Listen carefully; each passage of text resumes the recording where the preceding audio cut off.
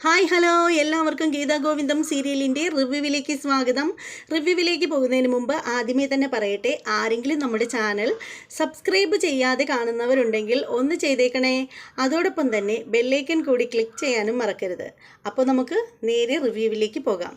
അങ്ങനെ നമ്മുടെ വിജയലക്ഷ്മി ഗീതുവിനോട് പറയാണ്, ഗീതു ഇനി നീ ഇവിടെ നിൽക്കണ്ട, നീ പോ എന്നിങ്ങനെ പറയുകയാണ്.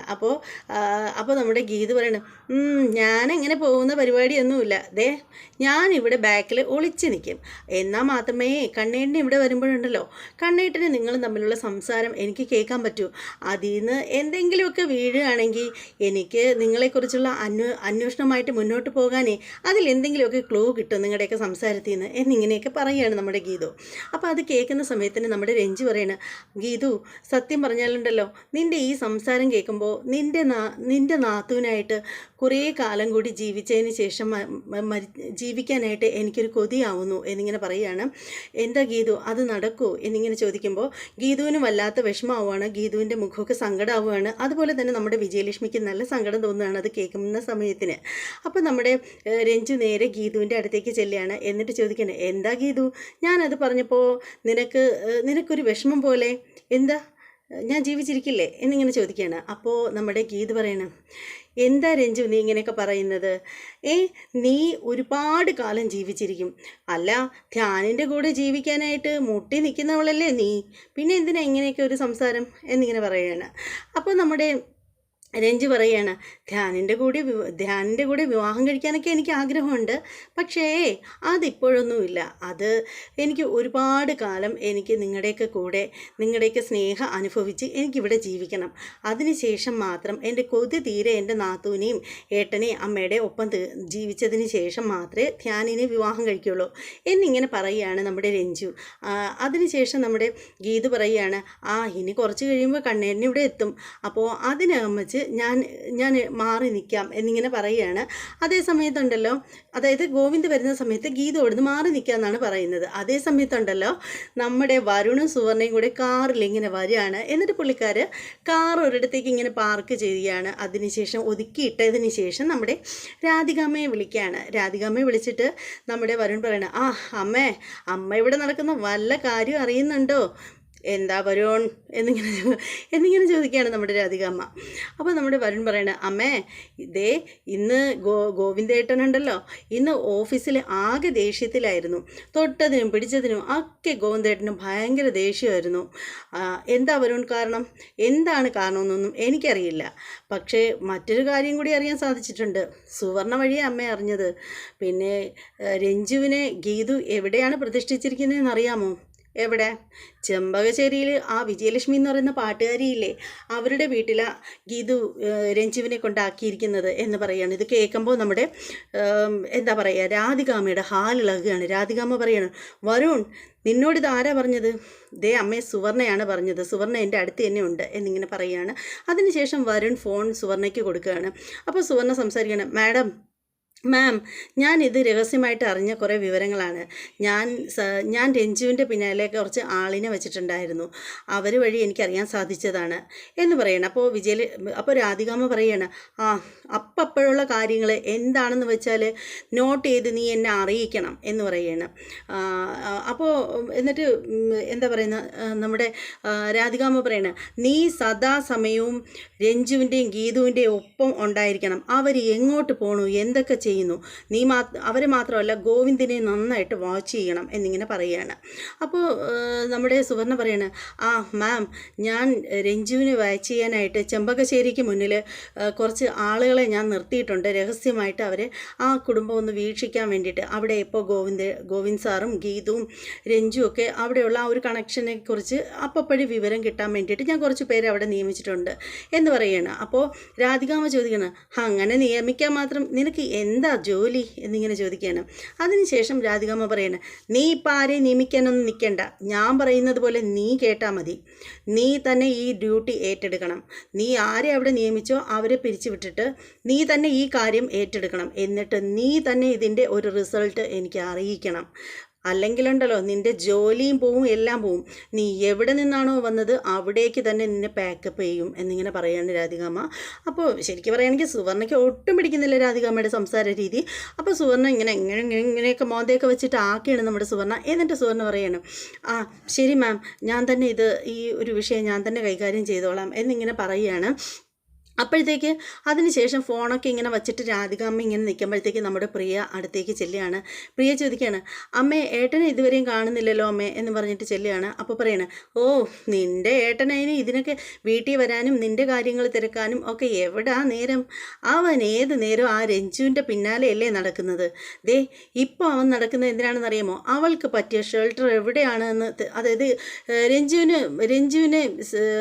രഞ്ജുവിനെ പാർപ്പിക്കാൻ വേണ്ടിയിട്ടുള്ള ഒരു താവളം നടക്കുന്നത് എന്നിങ്ങനെ ഭയങ്കര ഇതിൽ നമ്മുടെ രാധികാമ്മ പറയുകയാണ്. അപ്പം നമ്മുടെ പ്രിയമോൾ ചോദിക്കണം, അതിനെന്താമേ കുറ്റം?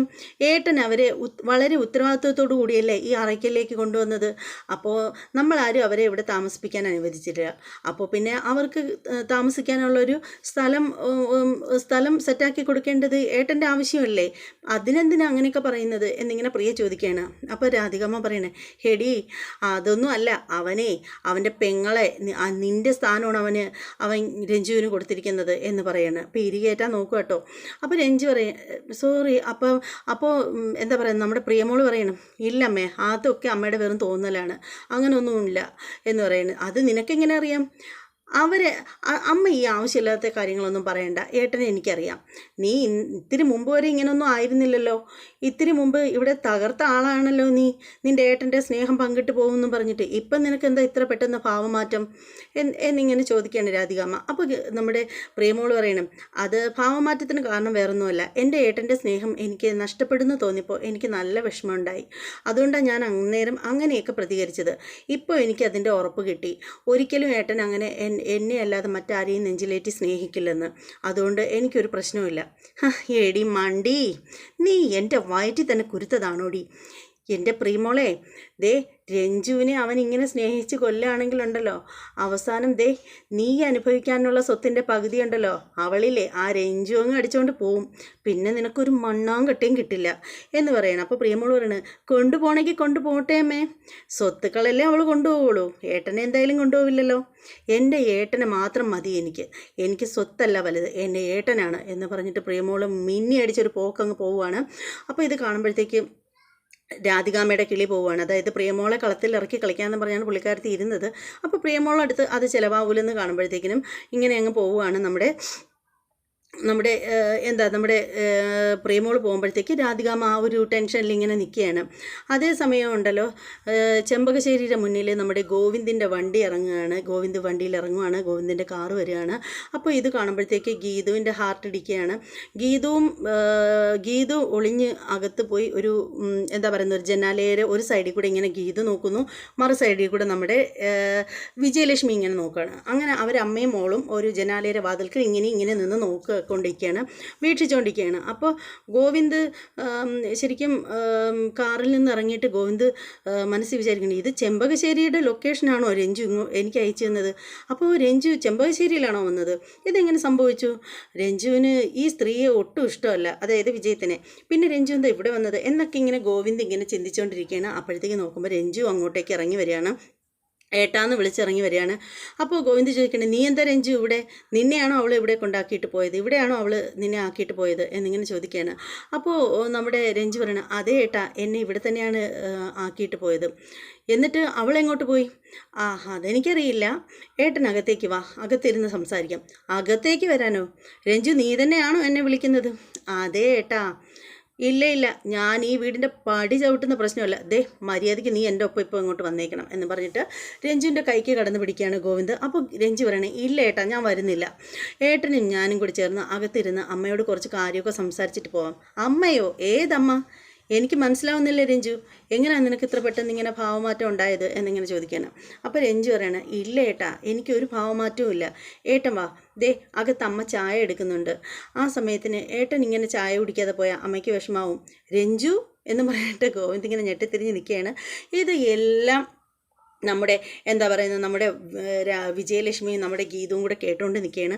അപ്പോൾ ഗോവിന്ദ് പറയണം, ഓഹോ എനിക്കിപ്പം മനസ്സിലായി, ആ അസുരവിത്ത് നിന്നെ ബ്രെയിൻ വാഷ് ചെയ്ത് ഈ തരത്തിലാക്കിയിട്ടുണ്ടാവും അല്ലേ എന്നിങ്ങനെ പറയുകയാണ്. അപ്പോൾ ഗീതു ഇങ്ങനെ വിജയലക്ഷ്മിയെ നോക്കിയിട്ട് പറഞ്ഞു, അസുരവിത്ത് പ്രയോഗം ഉണ്ടല്ലോ, അത് വേറെ ആരെയല്ല, അത് എനിക്കിട്ടാണ് എന്നിങ്ങനെ പറയുകയാണ്.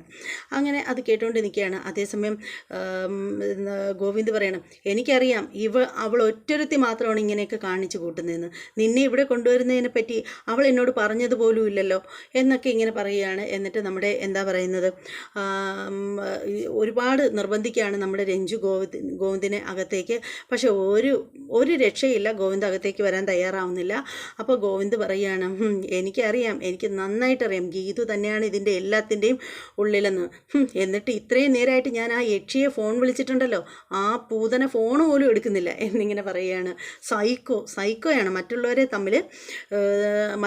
തമ്മിൽ തെറ്റിച്ചിട്ടുണ്ടല്ലോ, മാറി നിന്ന് ഇളിക്കുന്ന സൈക്കോയാണ് അവൾ, സൈക്കോ ഗീതു എന്നിങ്ങനെ പറയുകയാണ്. അപ്പോൾ ഉടനെ ഗീതു ഇങ്ങനെ നോക്കിയിട്ട് ഇങ്ങനെ വിജയലക്ഷ്മിയെ നോക്കിയിട്ട് പറഞ്ഞു, നോക്ക് സൈക്കോ ഗീതു എന്ന്, അതും എന്നെ, ഈ പൂ പോലുള്ള എന്നെ എന്നിങ്ങനെ പറഞ്ഞതിന് ശേഷം ഗോവിന്ദ് നിൽക്കാതെ പോകാനായിട്ട് തുടങ്ങുന്ന സമയത്തിന് ഗീതു വിജയലക്ഷ്മിയോട് പറയാണ്, അമ്മ ഇനി അമ്മയുടെ സമയമായി, അമ്മ വേഗം ചെന്നിട്ട്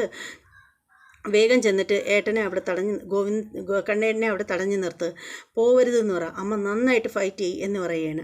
അപ്പോൾ വിജയലക്ഷ്മി പറയുന്നത്, അയ്യോ എനിക്ക് അവൻ്റെ കൂടെ ഫൈറ്റ് ചെയ്ത് ജയിക്കാനൊന്നും പറ്റില്ല, എനിക്ക് പേടിയാണ്, അമ്മയുടെ പേടിയൊക്കെ അവിടെ എടുത്ത് കളഞ്ഞിട്ട് അമ്മ വേഗം ചെല്ല് എന്നിങ്ങനെ പറയുകയാണ്.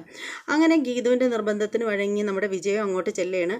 അപ്പോൾ ആ സമയത്തിന് നമ്മുടെ രഞ്ജു ഗോവിന്ദനോട് പറയണേ, എൻ്റെ ഗോവിന്ദേട്ടാ, ഗീതു എന്നെ ഇവിടെ കൊണ്ടാക്കിയിട്ടുണ്ടെങ്കിൽ അതിന് പിന്നിൽ എന്തെങ്കിലും കാര്യം ഉണ്ടാവും, അല്ലാതെ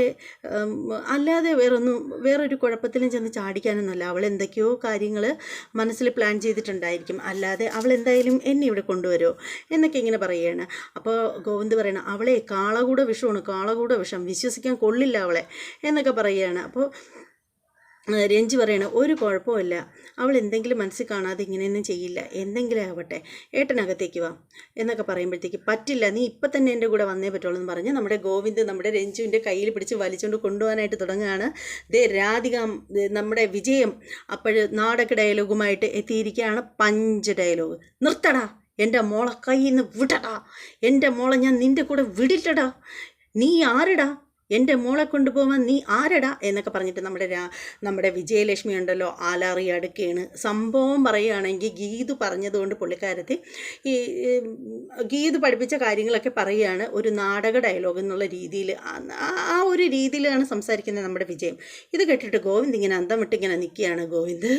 അപ്പോൾ ആ സമയത്തിന് വിജയം പറയണം, അനങ്ങിപ്പോകരുത്, നീ മര്യാദയ്ക്ക് എൻ്റെ മോളെ ഇവിടെ നിർത്തിക്കോ, അവളുടെ അമ്മയാണ് ഈ പറയുന്നത്, നിനക്ക് എന്തവകാശമാണുള്ളത് അവളുടെ നേർക്ക് എന്നൊക്കെ ചോദിക്കുകയാണ്. അപ്പോൾ ഗോവിന്ദ് ഇങ്ങനെ ഒന്നും മിണ്ടാണ്ട് ഇങ്ങനെ ഇരിക്കണം. ഇത് എല്ലാം നമ്മുടെ സുവർണ എന്ന് പറയുന്ന പൂതന ഒരു ചെടിയുടെ മൂട്ടിൽ മറഞ്ഞു നിന്ന് ഇങ്ങനെ വീഡിയോ എടുത്തുകൊണ്ടിരിക്കുകയാണ്. അപ്പോൾ സുവർണ പറയാണ്, നന്നായിട്ടുണ്ട്, ഇത് എല്ലാം വീഡിയോയിലാക്കിയിട്ട് ഞാനിത് രാധികാമ്മയെ കാണിക്കും, ഇവരുടെ ഡ്രാമയൊക്കെ ഞാൻ പൊളിച്ച് കൈ കൊടുക്കും എന്ന് വെച്ചാൽ സുവർണയ്ക്കറിയാം ഗീതു അതിനുള്ളിലുണ്ടെന്നുള്ള കാര്യം. അങ്ങനെ ഇരിക്കുമ്പോഴത്തേക്ക് അവിടെ അംഗം മൂക്കുകയാണ്, സംഘർഷങ്ങൾക്ക് നടുവിൽ ഇങ്ങനെ കിടക്കുകയാണ്. അപ്പോൾ നമ്മുടെ സംഘർഷം നടക്കുന്നതിൻ്റെ ഇടയിൽ നമ്മുടെ ഗോവിന്ദ് പറയുകയാണ്, അജാസ് എന്ന് പറയുന്ന ആ ഇത്തിക്കര പക്കിയില്ലേ, ആ പക്കിയെ ഞാൻ വിളിച്ചിട്ട് അവൻ ഫോൺ എടുക്കുന്നില്ല, കായംകുളം കൊച്ചുണ്ണിയാണെങ്കിൽ മുങ്ങി, പുള്ളിക്കാരത്തി ഗീതുവാണ് കായംകുളം കൊച്ചുണ്ണി. അപ്പോഴത്തേക്ക് ഉടനെ ഗീതു അവിടെ നിന്ന് പറഞ്ഞു, ഗീതുവിന് അരിശം മുക്കുവാണ്. ഗീതു പറഞ്ഞു, വീരപ്പനായ കാട്ടുകള്ളം വീരപ്പനായ നിങ്ങളാണോ എന്നെ ഇങ്ങനെയൊക്കെ പറയുന്നത്, ശരിയാക്കി തരാം എന്നൊക്കെ പറഞ്ഞിട്ട് ഗീതു ഇങ്ങനെ പറയുകയാണ്. അതിനുശേഷം ഗീതു പറയണം, അയ്യോ, അപ്പോഴത്തേക്ക് ഗീതുവിന് കോള് വരികയാണ്, അജാസിൻ്റെ കോളാണ്, ഞങ്ങൾ അവിടെ എത്താറായി എന്നും പറഞ്ഞിട്ടാണ് വിളിക്കുന്നത്. അപ്പോൾ ഗീതു പറഞ്ഞു, അയ്യോ അജാസിക്ക എത്തി, ധ്യാനും കൂടെ ഉണ്ട്, ഇനിയിപ്പോൾ ഞാൻ എങ്ങനെ നേരെ കണ്ണേൻ്റെ മുന്നിൽ കൂടെ, എനിക്ക് എന്തായാലും കണ്ണേൻ്റെ മുമ്പിൽ കൂടെ വന്നിട്ട് എനിക്ക് കാറിൽ കയറി ഇറങ്ങാൻ പറ്റൂല, കാരണം ധ്യാനിനെയും കൊണ്ട് കാറിൽ വരുന്ന കണക്ക് ഇറങ്ങി വരാമെന്നൊക്കെ പറഞ്ഞ് നിൽക്കുകയായിരുന്നു നമ്മുടെ ഗീതുവിന് അങ്ങനെ വരാൻ പറ്റാത്തൊരവസ്ഥയായിരിക്കുകയാണ്. അങ്ങനെ ഗീതു കളിച്ചില്ല, ഗീതു നേരെ കുറേ നേരമൊക്കെ പതുങ്ങിയിരുന്നൊക്കെ മാറിയും തിരിഞ്ഞൊക്കെ നിൽക്കുകയാണ്. ഇതിൻ്റെ ഇടയിൽ നമ്മുടെ വിജയലക്ഷ്മി മെല്ലെ ഗീതു മോളെ ഗീതു എന്ന് പറഞ്ഞ് ഇങ്ങനെ ആക്കിയാണ്. അപ്പോൾ ഗോവിന്ദ് ചോദിക്കണം, നിങ്ങൾക്ക് എന്താ തലയ്ക്ക് സുഖമല്ലേ, നിങ്ങൾ കുറേ നേരം ഇരുന്ന് ഗീജു ഗീജു ഗീജു എന്ന് പറഞ്ഞ് പറയുന്നുണ്ടല്ലോ എന്നൊക്കെ ഇങ്ങനെ പറയണം. അപ്പോൾ ആ സമയത്തിന് ഗീതു എന്ത് ചെയ്യുന്നു, പിന്നാമ്പുറത്തെ വാതിൽ തുറന്ന് മതിൽ ചാടി, പണ്ട് കോളേജിലൊക്കെ വെച്ച് മതിൽ ചാടിയിട്ടുണ്ടല്ലോ, ആ ഒരു എക്സ്പീരിയൻസ് ഉണ്ടല്ലോ, മതിൽ ചാടി ബാക്കിൽ വന്നിട്ട് അജാസിൻ്റെ കാറിൽ കയറി വരാം, മുന്നിൽ ചെമ്പശ്ശേരിയിൽ ഗോവിന്ദൻ്റെ മുന്നിൽ വരാം എന്ന് പറഞ്ഞിട്ട് പുള്ളിക്കാരത്തി മതിൽ ചാടാനായിട്ട് നോക്കുന്നു. അമ്പോ ഭയങ്കര പൊക്കമുള്ള മതിലാണ്, ചാടാൻ പറ്റുന്നില്ല. അങ്ങനെ ഒരു പെയിൻറ്റിൻ്റെ ഒരു ബക്കറ്റ് എടുത്ത് മറിച്ചിട്ട് അതിൻ്റെ മണ്ടയെ ചവിട്ടിയിട്ട് മതിലിൻ്റെ മണ്ടയിലൊക്കെ പുള്ളിക്കാരത്തി കയറിയിരിക്കുകയാണ്. താഴേക്ക് നോക്കിയിട്ട് ഗീതു പറയണേ, എൻ്റെ ദൈവമേ ഇതെന്താ പൊന്നാപുരം കോട്ടെ, ഇത് എങ്ങനെ ഒന്ന് ചാടിക്കടക്കും എന്ന് പറഞ്ഞിട്ട് ഇങ്ങനെ ഇരിക്കുകയാണ്. ഇതിൽ നിന്ന് ചാടിക്കടന്നാൽ എൻ്റെ ഓടി പോലും കിട്ടില്ല എന്ന് പറഞ്ഞിട്ട് ഗീത് തിരിച്ചിറങ്ങുകയാണ്. അതിനുശേഷം ഗീത് പതുങ്ങി ഒരു സ്ഥലത്ത് നിന്ന് ഇങ്ങനെ മാറിയിരിക്കുകയാണ്. അവർ സംസാരിക്കുന്നതൊക്കെ കേട്ടുകൊണ്ടിരിക്കുകയാണ്. പുള്ളിക്കാരത്തേക്ക് വരാൻ പറ്റുന്നില്ല. ഇതെല്ലാം സുവർണ്ണ കാണുന്നുണ്ട്. സുവർണ്ണ ഇതെല്ലാം ഇങ്ങനെ വീഡിയോ എടുത്തുകൊണ്ടിരിക്കുകയാണ്. അങ്ങനെ നമ്മുടെ ഗീതു ലാസ്റ്റ് എന്ത് ചെയ്തെന്നോ, പറയാനാണെങ്കിൽ കുറേ ഉണ്ട്, ഇങ്ങനെ കുഞ്ഞു കാര്യങ്ങൾ അവിടെ വളരെ ക്യൂട്ടായിട്ട് നടന്ന ചില സംഭവങ്ങളും കാര്യങ്ങളും എന്ന് വെച്ചാൽ അവരുടെ സംസാര ഉണ്ടല്ലോ, ഗോവിന്ദ് ഗീതു അവരൊക്കെ ആയിട്ടുള്ള അങ്ങനെയൊക്കെയുള്ള ചെറിയ കാര്യങ്ങളൊക്കെ ഉണ്ട്. പക്ഷേ അതെടുത്ത് പറയുന്നില്ല. പറഞ്ഞാൽ ഇങ്ങനെ വീഡിയോ നീണ്ട് ഒരു രക്ഷയും കാണൂല, ഇങ്ങനെ പൊയ്ക്കൊണ്ടേയിരിക്കും. അപ്പോൾ എന്താണെന്ന് വെച്ചാൽ നമ്മുടെ ഗീതു അജാസിനെ ഫോൺ വിളിച്ചിട്ട് പറയുകയാണ്, അജാസും ധ്യാനം വന്നുകൊണ്ടിരിക്കുകയാണ്, വിളിച്ചിട്ട് പറയുകയാണ്, ഇപ്പോൾ ഇവിടെ ആകെ കുളമായിട്ടിരിക്കുകയാണ്, കണ്ണേട്ടിന് ഇവിടെ മുന്നിൽ നിപ്പുണ്ട്, കണ്ണേട്ടിൻ്റെ മുന്നിൽ കൂടെ എനിക്ക് എന്തായാലും വരാൻ പറ്റത്തില്ല, അജാസിക്ക് എൻ്റെ കൂടെ നിന്നോളണം, ഞാൻ ചില ഡ്രാമയൊക്കെ പ്ലാൻ ചെയ്ത് വെച്ചിട്ടുണ്ടെന്ന് പറയുകയാണ്. അപ്പോൾ അജാസ് പറയുന്നത്, ഓ പെങ്ങൾ ധൈര്യമായിട്ടിരിക്കുക, ഞാനില്ലേ കൂടെ എന്നിങ്ങനെ പറയുകയാണ്. അങ്ങനെ അപ്പോൾ ധ്യാൻ ചോദിക്കുകയാണ്, എന്താ അജാസ്, എന്താ ഗീതു പറഞ്ഞത്? ഏയ് അതെൻ്റെ പെങ്ങളൂട്ടിയുടെ ഓരോ കുട്ടിക്കുറുമ്പുകളെ എന്നിങ്ങനെ പറയുകയാണ് നമ്മുടെ അജാസ്. അങ്ങനെ നമ്മുടെ അജാസ് വന്നിറങ്ങുകയാണ് സുഹൃത്തുക്കളെ. അജാസ് വന്നിറങ്ങിക്കഴിഞ്ഞു. നമ്മുടെ സുവർണ്ണ അവിടെ നിന്ന് ലൈവായിട്ട് സുവർണ്ണ എല്ലാം വീഡിയോ എടുത്തു കഴിഞ്ഞു. അപ്പോഴത്തേക്ക് അജാസ് ഇങ്ങനെ വരികയാണ്. അജാസ് വണ്ടി കൊണ്ട് നിർത്തുമ്പോഴത്തേക്ക് ഗോവിന്ദ് കട്ടക്കലിപ്പിലാണ്, വിജയലക്ഷ്മി അവരെല്ലാവരുമായിട്ട്. എന്നിട്ട് ഗോവിന്ദ് പോകാനായിട്ട് തുടങ്ങുന്ന സമയത്ത് ധ്യാൻ ഇങ്ങനെ വണ്ടിയിൽ നിന്ന് ഇറങ്ങുകയാണ്.